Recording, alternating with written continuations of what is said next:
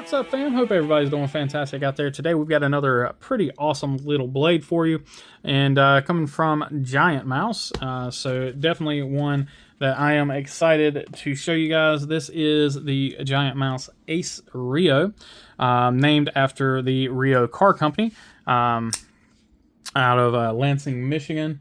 And I did not clean this blade off, so please forgive that. Let me get this thing cleaned off for you guys. Pretty stinking cool blade here. There we go. All right. So really nice, kind of a gentleman's style blade. Got some diamond texturing here on the scales, or on the frames. Typical with Giant Mouse, you do have that wire pocket clip. It is reversible. That gives you some awesome capabilities there. This knife does have one downside, one drastic downside on for me anyway, and that is the detent. The detent on this thing is weak.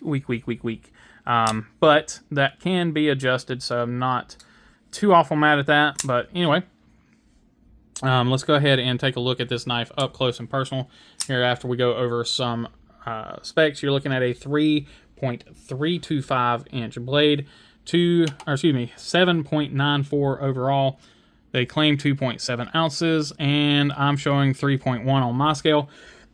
So just know that the specs might be a little off there, but I am again showing 3.2 ounces on my scale, which again, that's still a 1-to-1 ratio, which is pretty daggone good. Now this one is using Magna Cut. You can see that it says it right there. We'll get into that here in just a moment. Go ahead and get up close and personal with this thing. So you have some really cool textured titanium. It feels like it would, or it looks like it would be rougher than it is. It just gives you slight texturing. Feels almost like a micro milling. Doesn't have any sharp edges or anything like that. Pivot with pivot collar. It is a double tooled pivot. I'm sure it's captured, but it is a double tooled pivot. Again, reversible with T8s everywhere. You got a quarter length backspacer. Lanyard love.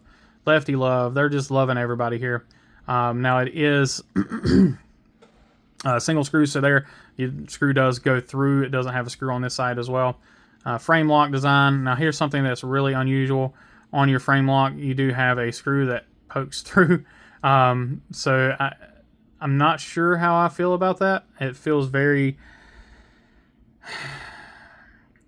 I don't know, it just feels unfinished. I would rather have the head of the screw than having the butt of the screw poking out. I mean, without that, it just kind of looks like a dimple, but then if you zoomed in like you are here, it's got to be the butt of the screw sticking out there.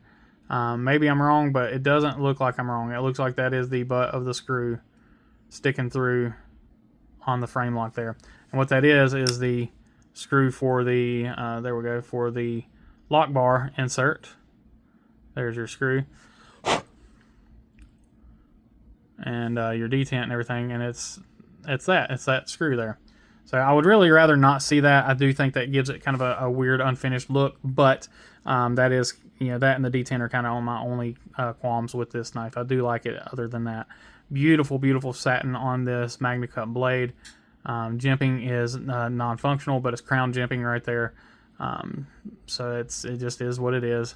Again, we've talked about non-functional jimping in the past many times. I do like that crown edge or crown spine. It does feel really nice. And there's your Ace and Magna Cut on this side. Again, beautiful blade. This thing has put in some work in the pass around already. I think it's a fairly early in the pass around too, so let's check. It still feels nice and sharp. Looks like it's probably just been used to cut open some boxes. Plunge grind leaves a little to be desired. You still terminate just before the edge there, so you do have some sharpening. The actual sharpening itself looks to be fairly consistent. Taking a look at that. Yeah, we've got a good tip there. It looks like we might be favoring the clip side just a bit. Let's take a look at that up close and personal again. Yeah, it rides a little high on this side here, so not too terrible. Again, I can't remember the price point on this thing. We'll flash the price across the screen right here. I did not mark that down in my notes, but you're looking at approximately 62 HRC on the Magna Cut here. Still a really nice blade. The jimping is a little far out, in my opinion, but yeah, it's kind of way out here, so I'm stretching a bit to get to that jimping. You know, if they were going to point it out there, they should have, you know, let it run the length of the length of that blade up into that point. That way you do still have something right here. The jimping is more, it seems like it's more functional in a pull back than a push forward, so maybe that's why. But once you put some, you know, you put some pressure on it, you do feel that jimping. It does grab a little bit. Still not near as functional as it should have been. Yeah, it's not that difficult of a thing to do, or maybe it is. I don't know. It doesn't. I wouldn't think it is, because I've seen some companies that aren't known for their manufacturing capabilities make some fantastic jimping. So just be on the think about that. You know, just know that it does have some pretty bad jimping, and then this particular one does have a bit of a bad detent, and then that screw hole. So I guess there's a couple of things there. Some things I'm not grabbing until sitting here talking about the knife. It's going to sound like I've got a lot of stuff to say negative about it, but I really don't. That's pretty much all I've got, and this thing is really comfortable in the hand. It's made really well. It feels, like I said, it feels great in the hand. Yeah, it does have that kind of that typical thing where you've got a sharp point there on the heel of the blade. So when you do let it drop down, it will create some damage there on your thumbnail. So just be aware of that. Make sure you're stopping the blade in time. It does have a fairly late detent, so just again something to be aware of. So you're typically you'd want to see it kind of catch that detent about there, but we're getting to pretty close to 45 degrees before we're catching that detent. But golly, action's really great. Outside of that detent being a little light, once you are knowing what you're dealing with, and you can get that reverse flick out there, it's pretty daggum good. Thumb flicks pretty well. I wouldn't, like I said, I would just like to see that that detent be a little bit tighter. Lockup is freaking stellar on this thing. Let's take a look at that lockup. Sorry for that jump around there. And then blade centering is good as well. It's, oh, sorry, y'all can't see that.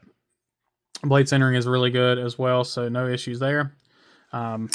Yeah, I mean, again, it's a gentleman's knife. It's made to be a little bit smaller. It's made to be a little bit nicer in the hand.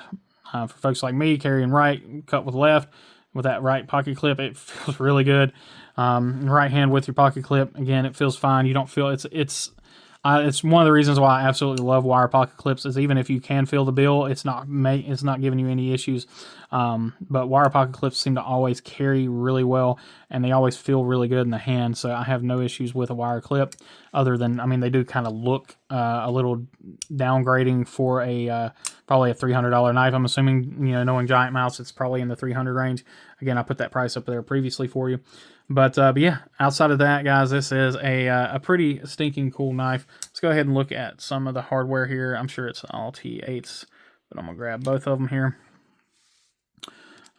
T8 hardware looks to be good. Oh yeah, see, that's good. It's got a nice deep tooling on that.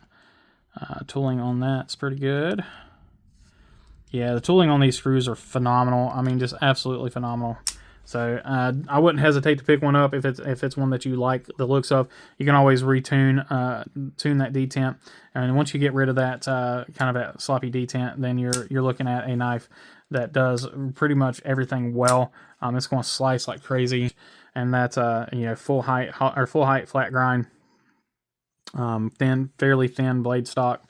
Just yeah, it's going to be a slicey machine, especially if you like this sort of blade. I'd definitely go for it, and then just like I said, tune that detent however you like it. But other than that, the only major thing I would change is just that screw. I really think that looks dorky. I don't know why. Maybe it's just because I'm used to it being the other way around. But like I said, I do think that looks a little strange. So, all right, guys, that's all I've got on this one. As always, I appreciate each and every one of you. Please remember to be kind, be humble, be EDC. Take care.